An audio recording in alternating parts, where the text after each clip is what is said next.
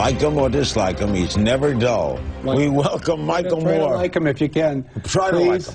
We welcome Michael Moore back to Larry King Live, the Oscar-winning documentary filmmaker, best-selling author. Most recent film, Capitalism, a Love Story.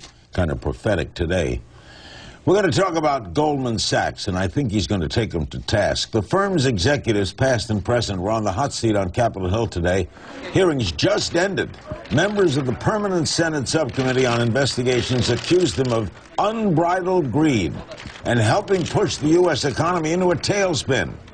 The final witness, Goldman chairman and CEO O. Lloyd Blankfein, finished testifying a couple minutes ago.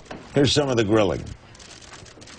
They are not told that not only are you not a fiduciary, you are betting against the very security that you're selling to them. You don't disclose that. That's worse. That's worse than not being a fiduciary.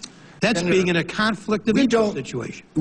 I don't think our clients care, or they should care. That you are betting against the security you're selling to them? They don't care? You say betting against. Yeah, you're betting. You're going short against the very security. You're holding a short position against the very security. I read you over and over and over again. You're selling securities, many of which are described as crap by your own sales force internally. Michael Moore's with us. You watched the hearings. What struck you the most? That's my senator from Michigan. Yeah. We're a rough bunch. What struck me the most is that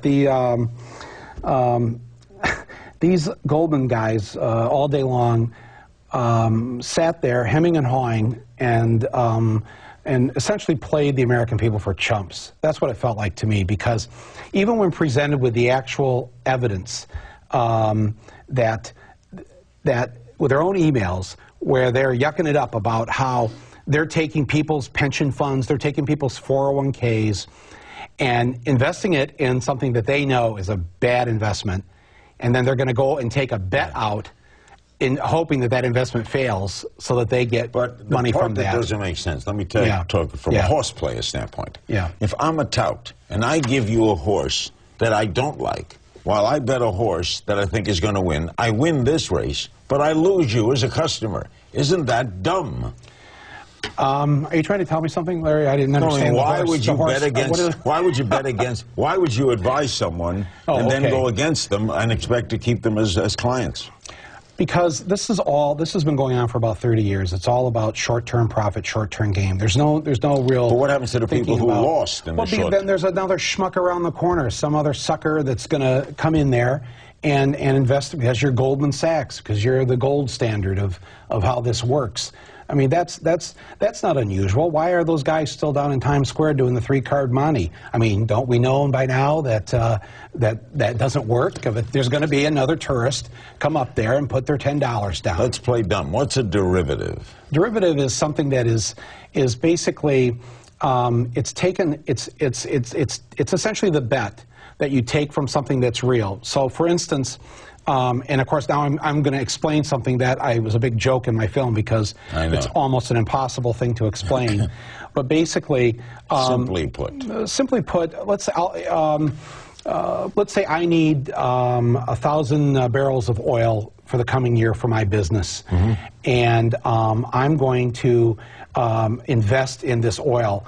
But I also am going to I want to make sure I want to hedge my bet too, just in case the price of oil goes up. So I take out what you would call a derivative to make sure that I get to... You're hedging your bet. Right. It's essentially a hedging your bet. That's legal, isn't it? That's legal and done all the time. Yes, that's correct. It is legal. So what did Goldman Sachs do that you think, and they've just been accused, this is a civil suit, what did they do wrong, because it's in your opinion? Because it's illegal to commit fraud.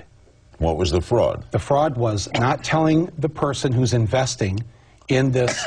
Timberwolf was one of the examples they gave of investment, one of the assets that they were getting people to invest in. If you don't tell the person that this is what they called I won't use the word, but a crappy investment, that's their words in their own emails to each other, you're defrauding the person who is taking that money and giving it to you. Because they're giving it to you because they're hoping you're going to do something good with it. And when you make the investment, you realize it doesn't always go well for you. Were these mostly mortgages? No, not all of them. No. They were. You could do a derivative on just about anything. You know, in some markets around the world, they do derivatives on or place bets on who's going to win the World Series or. But they knew there were bad loans here, right? They knew there were bad loans. Yes, they knew they were bad loans, and that's where the fraud. That's the accusation. And that's where the crime is. Subcommittee members from both sides of the aisle were pretty much on the same page in their characterizations of Goldman's activities. Take a look. You are the bookie. You are the House. You have less oversight and less regulation as you all began this wild, wild west of tranches, waterfalls, equity tranches, residual, warehousing. As you began all that, you had less oversight than a pit boss in Las Vegas. I think most people in Las Vegas would take offense at having Wall Street compared to Las Vegas, because in Las Vegas, actually, people know that the odds are against them. They play anyway. On Wall Street, they manipulate the odds while you're playing the game. Is this going to change? And can I add to that? And we now guarantee your losses. So in other words, if you lose, we, the American people, will bail you out. Is this going to change things, these hearings? Do you expect? I don't think that these hearings are, especially the Dodd bill. I mean, Mr. Blankfein, by the end of his testimony, said that he thought generally the Dodd bill was a good bill. Well, that should kill the bill right there. If he thinks that's a good bill. Which reforms would Michael Moore implement on Wall Street? What would he do right now? We'll ask him when we come back.